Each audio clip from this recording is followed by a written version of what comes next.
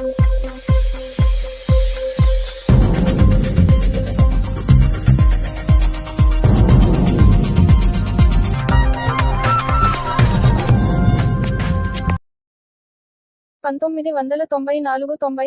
1997–98) సంవత్సరాల్లో కొయ్యూరు ఏపీటీడబ్ల్యూఆర్ గురుకుల పాఠశాలలో 10వ తరగతి చదివిన పూర్వపు విద్యార్థులందరూ కలిసి బుధవారం ఆత్మీయ సమ్మేళన కార్యక్రమం ఘనంగా ఏర్పాటు చేసుకున్నారు.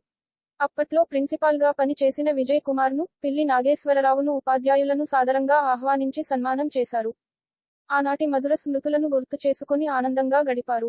అలాగే పూర్వపు విద్యార్థుల తరఫున 2023 నుండి 24 సంవత్సరంలో 10వ తరగతి పాస్ అయి అత్యుత్తమ ప్రతిభ కనబరిచిన ముగ్గురు విద్యార్థులకు 1116 షీల్డ్ అందించారు.